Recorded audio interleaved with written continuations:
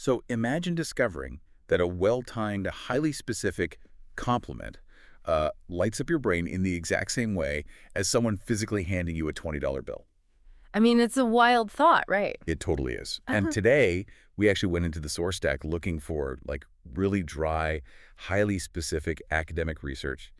We were searching for a text by this researcher named Hiroshi Tsukayama. We were expecting, clinical trials on acupuncture or maybe some really dense peer-reviewed data on pain management. Yeah, because Hiroshi Tsukayama is this highly respected researcher in the field of complementary and alternative medicine. Yes. He publishes all these papers on the placebo effect and pain management. And it is fascinating material, but it has absolutely zero to do with manipulation or influence or, mind control. Right. We were completely geared up for this very clinical, very serious academic text. But instead, we take this wild left turn and stumble into a massive runaway bestseller from Japan called Dark Psychology, or, that's what it got it around in its Thai edition, which is the version we actually pulled. And it's written by an author known simply as Dr. Hiro. Yeah, just Dr. Hiro. And let me tell you, opening this book completely derailed our afternoon. We just had to do a deep dive into it. It is quite the pivot from alternative medicine, I'll say that. But honestly, it's a really necessary one for anyone navigating modern life. Oh, absolutely. Because what we found in this book, it isn't some abstract academic theory. It is a highly practical and frankly somewhat unsettling manual on the mechanics of human influence. Yeah, unsettling is definitely the word. Right. And we should clarify, the goal of this deep dive isn't to turn you, the listener, into some sort of manipulative supervillain. Please don't become a supervillain. Yeah, don't do that. But we really have to recognize a fundamental truth here.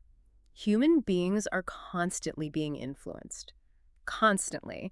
And by understanding the mechanics of what Dr. Hiro calls dark psychology, you can actually protect yourself from this invisible manipulation. Right. You get a distinct advantage in the game of life. Yeah. So I think we should probably unpack the origin story first. Because before we get into the actual, mechanics of mind control, we really need to look at who is using it and why. That's a good place to start. So Dr. Hiro wasn't born this charismatic master manipulator. According to his own background in the book, he was a spectacularly failed salesman. Oh, yeah. A total flop. We are talking about the kind of salesman who just couldn't close a single deal. Like 0 sales. Total failure. And, desperation is often the best teacher. You have this guy sitting there failing completely at his livelihood, and he has this really profound revelation while he's just watching the news one day. What was the revelation? He realizes that sales, and really, any form of interpersonal influence, it isn't about the product being sold at all. It is entirely about the mind of the buyer. Oh, wow. He realizes he has just been playing the game completely wrong this whole time. Exactly. It kind of makes me think of, trying to win a complex video game by aggressively button mashing. Yeah. You're hitting every button, you're sweating, you're totally stressed out, and your character just keeps dying over and over. Yeah, you're just exhausting yourself for no reason. Right. And then suddenly, someone hands you the developer's hidden cheat codes, and you realize the game isn't about hitting the buttons harder. It's about understanding the actual underlying programming. And the underlying programming is exactly what he went looking for. He just stopped button mashing. You went all in. He really did. He devoured all this literature on brainwashing, cult recruitment, military psychology, and advanced negotiation tactics. He studied the absolute extreme fringes of psychological manipulation. Which sounds intense. Yeah, very. And eventually he starts this massive YouTube channel called Brainwashing Techniques, and he literally transforms himself into one of Japan's top salespeople. That's incredible. He took these invisible scripts that drive human behavior and just applied them to everyday interactions. Which brings us to the central thesis of his book, right? Yeah. And really the definition of the phrase in the title. Dark psychology, as Dr. Hiro defines it, is the application of psychological principles to influence, persuade, and control people without their conscious awareness. Yes, that phrase, without their conscious awareness, that is the anchor of this entire philosophy. It's happening under the radar. Exactly. The premise is that this unconscious influence is happening to you all the time, every single day. And to explain this, the author draws a really hard line between what he calls light psychology and dark psychology. Okay, so let's break that down. Well, light psychology is built on transparency. It is all about conscious collaboration, empowering the other person, acting acting with just complete openness. So it's the stuff we usually think of as healthy communication, where light psychology uses transparency, dark psychology uses strategic ambiguity. Right. Where light psychology empowers, dark psychology controls. And where light psychology relies on conscious, eyes wide open awareness, dark psychology operates entirely through the subconscious. It relies heavily on structural vulnerabilities in the human mind. So, to understand how Dr. Hiro's cheat codes actually work in practice, the book lays out the 4 pillars of dark psychology. The 4 pillars. Yeah, these are essentially the foundational flaws in our mental software that make us so susceptible to being hacked. Okay, wait, I want to push back on something before we dive into those pillars, though. Sure, go for it. When the book talks about strategic ambiguity as the opposite of transparency, isn't strategic ambiguity just a polite corporate way of saying, lying by omission? That's a fair question. Right. Like, where exactly is the ethical line here if you are deliberately bypassing someone's conscious awareness just to control them? That is a critical distinction to make, and it's one the source material actually addresses head-on when establishing these rules. According to Dr. Hiro's framework, the difference between the ethical and unethical use of these tools lies entirely in 2 concepts: intent and consent. Intent and consent. Okay, explain that. Well, are you using these principles to create a genuine win-win situation? Like guiding someone toward a decision that actually benefits them? Or are you using it purely for selfish exploitation? I see. Because the tools themselves, the actual psychology, they're totally neutral. The morality exists entirely in how you apply them. So it's like how a scalpel can save a life in the hands of a surgeon or, do a lot of damage in the wrong hands. That's a perfect analogy, yes. Okay, so let's look at the actual vulnerabilities then. The first pillar is perception management. And the core idea here is that human senses are inherently flawed. Right, because we constantly assume we're experiencing this objective reality. But we aren't.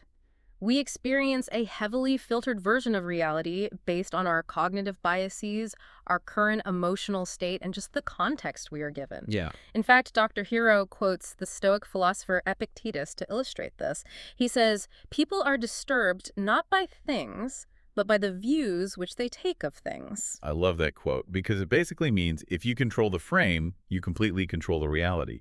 If you can manage how someone perceives a situation, you automatically dictate their reaction to it. Exactly. So if we connect this to the bigger picture, think about how a manager might present a massive increase in workload to their team. Oh, this happens all the time. Right. They don't frame it as, hey, you have to do double the work for the exact same pay. Nobody would say that. They frame it as, this is an exclusive leadership development opportunity. Wow, yeah. So sneaky. By shifting the perception, they totally change the employee's emotional reaction from resentment to, pride. That is wild. And that perfectly sets up the second pillar, which is emotional engineering. Emotions really are the ultimate gateway to influence, aren't they? They absolutely are. Because if someone is operating purely on logic, they are very, very difficult to persuade. I mean, they will check your facts, they'll scrutinize the data. But if you can master emotional dynamics, you bypass that logical defense system entirely. And, the mechanism here is evolutionary. Our brains just naturally prioritize emotional threats and rewards way over logical analysis. So logic takes a back seat. Pretty much. If an influencer can build rapid rapport, create this deep emotional bond, or even just trigger a specific emotional state like fear or excitement, the logical part of the target's brain temporarily just shuts down. And that's when they strike. Yeah, the influencer then leverages that heightened emotional state to implant their own suggestion. Okay, so if emotions are the gateway to bypassing logic, what's the actual vehicle you use to deliver that emotion? That would be the third pillar. Language is a weapon. Yes. The book talks a lot about how words are not just communication devices. They are literal tools that contain embedded commands and presuppositions. Okay, wait.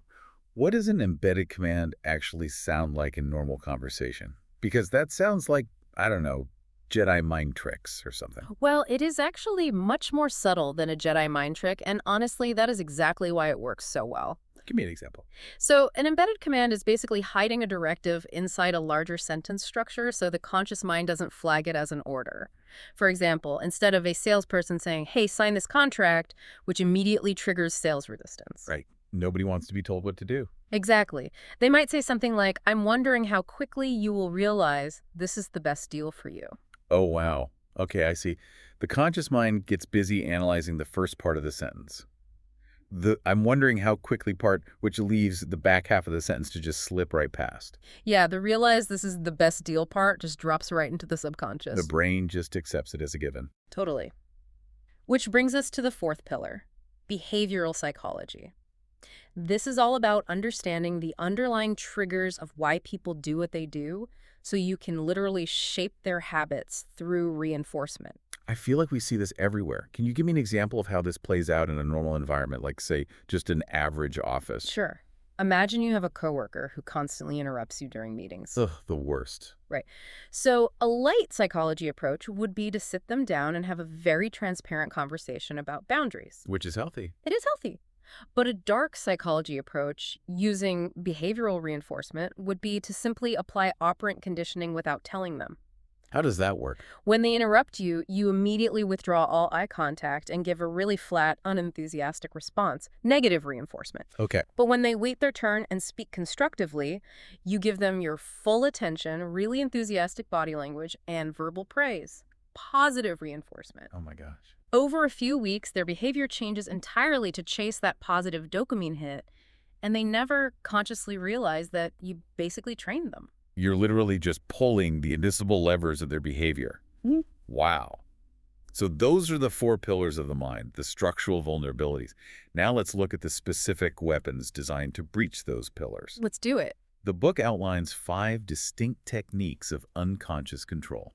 Right. And the first technique in Dr. Hero's arsenal is arguably the most common one, yet it's probably the most misunderstood. It's the power of praise. Yes, the compliment. And as you mentioned in the intro, the underlying mechanism here is purely neurological. Yeah, the book cites functional magnetic resonance imaging, so fMRI research, looking at what physically happens in the human brain when we receive praise. The results are fascinating. It turns out, when someone pays you a compliment, the striatum region of your brain just lights up. And that is the exact same region, producing the exact same chemical response as when someone physically hands you cash. Neurologically speaking, the reward circuit cannot distinguish between social validation and financial enrichment. Which is insane to think about. It really is. Human beings have this deep, insatiable craving for validation. So when you provide that validation sincerely and, strategically, the recipient automatically associates highly positive feelings with you. Right. Their defensive barriers just drop, loyalty builds, and this subconscious sense of obligation is formed. I mean, think about the last time you felt unexpectedly obligated to someone right after they validated your work or complimented your taste. You probably thought you were just being polite by returning a favor, but your brain just got paid, and it instinctively wants to balance the ledger. That's a great way to put it. Now, the second technique deals with a much darker emotion, which is the weapon of jealousy. Oh, boy. And jealousy is incredibly potent. Left unmanaged, it absolutely destroys teams, ruins marriages, and creates incredibly toxic environments. But the book actually argues it can be managed strategically. So how do you safely weaponize jealousy without, burning the whole team down? The mechanism here relies on establishing a social benchmark. You don't introduce jealousy to make people hate each other, right? You introduce it in these little microdoses to create a healthy, driving competition. Microdoses of jealousy. Okay? So for example, a leader might publicly praise one specific action taken by a team member. They aren't saying, "Why can't you all be exactly like Sarah?" Right, that would cause a riot. They simply highlight Sarah's method.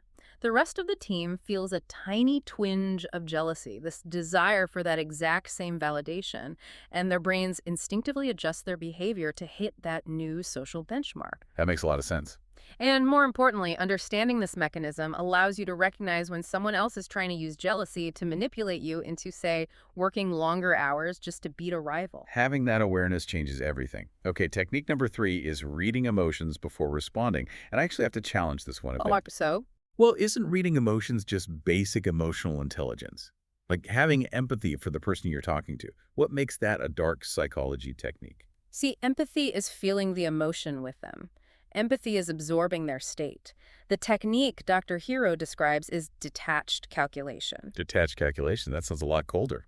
It is. What's fascinating here is the realization that most people navigate the world reacting blindly based on their own emotional state. If they feel defensive, they snap back. If they feel anxious, they retreat. Right, they're entirely inward-focused. Yes, they are just reacting to the movie playing in their own head. So this technique requires you to completely detach from your own emotional response. Exactly. You pause and you explicitly read the other person's emotional state before you even formulate your response. You aren't absorbing their anger, you are noting their anger as a variable in the interaction. So by doing that, you aren't reacting, you are calculating.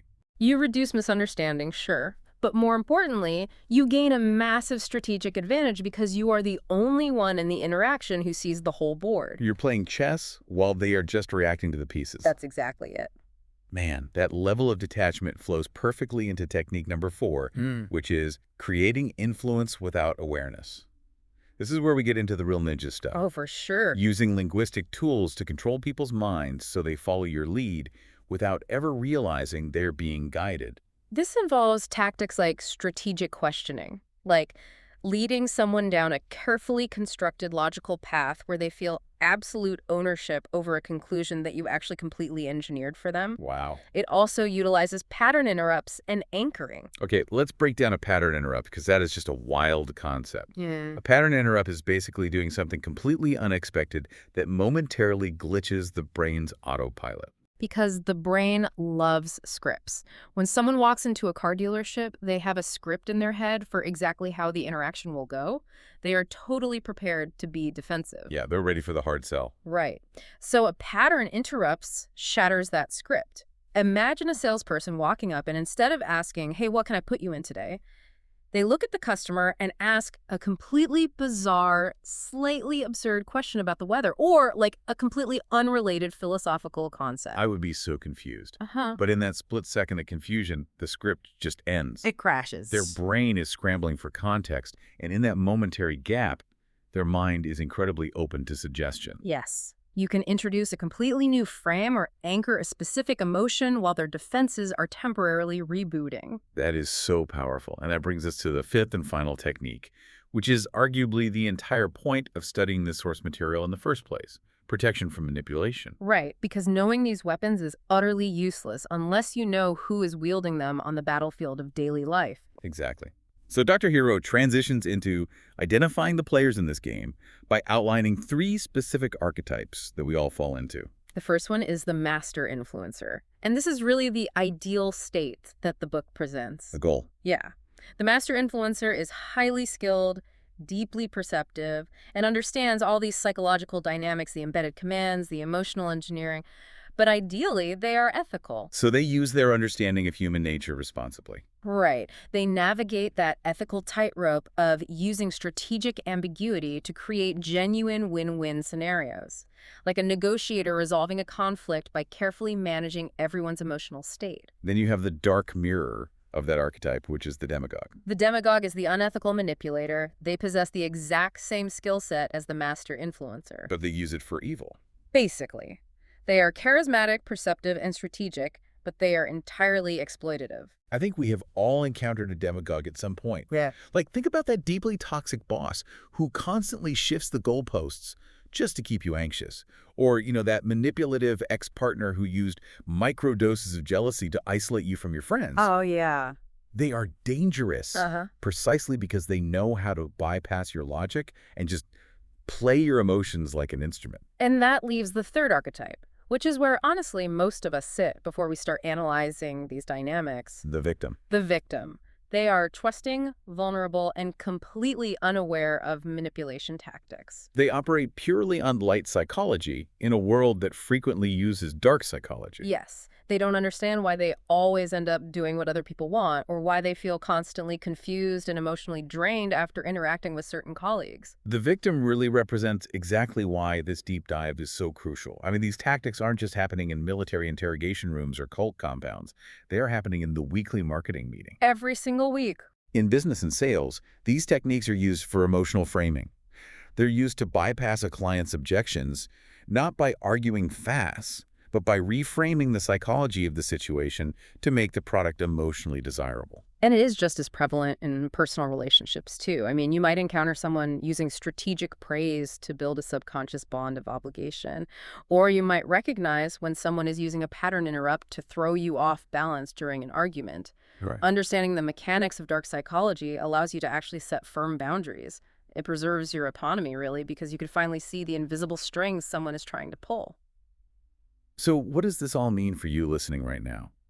The ultimate goal of digging through Dr. Hiro's research isn't to become some ruthless master influencer, manipulating everyone at the local coffee shop. Please don't do that. The goal is to permanently graduate from being the victim. It's essentially martial arts for the mind. You learn the devastating strikes, not so you can go out and start fights in the street, but so you have the ultimate tools for self-defense. Exactly. You learn how a punch is thrown, so you know exactly how to block it. That martial arts analogy, it captures the mission perfectly. The core takeaway from the source material is that influence is everywhere. It is literally the water we swim in. Yeah. Words have the tangible power to control minds. Language is not just about conveying information, it is a tool of active influence. And if you don't understand how persuasion works, if you remain blind to the mechanics of perception management and emotional engineering, you are highly likely to remain someone else's pawn. You end up just reacting to the environment someone else carefully designed for you. Protection from manipulation requires active, continuous awareness. You have to keep your guard up. You do. You have to develop a critical thinking shield against persuasion. And just to reiterate the foundational framework of the book, if you do choose to use these tools yourself, the morality depends entirely on your intent and the consent of the people you interact with. It is deeply powerful stuff. The book has this great quote that really sums up the whole philosophy. Understanding the dark side of psychology gives you an advantage in the game of life. Because the world isn't always fair. No, it isn't. And it certainly isn't always transparent. It gives you the ability to see the matrix of human interaction once you understand the mechanism behind a pattern interrupt. Or you can actually spot an embedded command hidden in a sentence. Or you recognize an attempt to use a social benchmark of jealousy against you. The tactic immediately loses its power. The magic trick only works if you don't know how the illusion is constructed. Exactly. Once you see the strings, you are no longer the puppet. Well, that leaves us with a massive amount of insight to process today. But I want to leave you with one final, perhaps slightly unsettling idea to ponder on your own, building on that very first pillar of perception management we talked about. Let's hear it. If human senses are truly as flawed as Epictetus suggested, and if our brains really do treat a well-timed strategic compliment exactly like cold hard cash, how many of your own deeply held beliefs, or even your most recent major decisions, were actually your original idea? And how many were quietly planted there by someone else's embedded command? Think about it. We'll catch you on the next deep dive.